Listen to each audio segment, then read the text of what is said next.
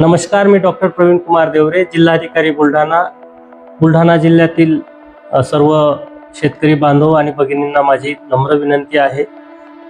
बुलढाणा जिल्ह्यामध्ये जिल्हाधिकारी कार्यालयामार्फत जेवढे पेट्रोल पंप आहेत त्या सर्व पेट्रोल पंप धारकांच्या आणि कंपनी पुरवठा करणाऱ्या कंपन्यांच्या आम्ही संपर्कात आहोत। आपल्या जिल्ह्यामध्ये मोठ्या प्रमाणामध्ये जेवढे आवश्यक आहे तेवढा पेट्रोल आणि डिझेल अवेलेबल आहे।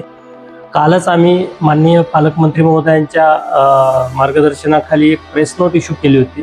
त्या प्रेस नोटमध्ये सुद्धा आम्ही सांगितलं की आपल्या जिल्ह्यामध्ये 1,40,000 लिटर पेट्रोल आणि 2,47,000 डिझेल एवढं उपलब्ध आहे आणि हे वारंवार जसजशी आवश्यकता असेल तसे कंपनी डिझेल आणि पेट्रोलचा पुरवठा करायला तयार आहे।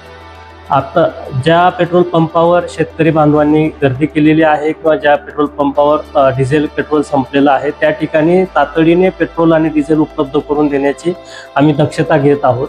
सर्वांना माझी नम्र विनंती राहील की आपण पेट्रोल पंपावर आणि डिझेल मागणीसाठीचा जो आपल्याला कालावधी लागणार आहे त्या कालावधीमध्ये शांततेने डिझेल आणि पेट्रोल घ्यावे आणि कंपनीच्या आणि पेट्रोल पंपाच्या लोकांना, तहसील कार्यालयाच्या लोकांना, पोलीस प्रशासनाला सहकार्य करावे। डिझेल आणि पेट्रोलची आपल्याकडे कमतरता नाही, त्यामुळे डिझेल आणि पेट्रोलची कमतरता असल्याचा गैरसमजामुळे आपण त्या ठिकाणी मोठ्या प्रमाणामध्ये आवश्यकतेपेक्षा जास्त पेट्रोल आणि डिझेलची मागणी करत असतात।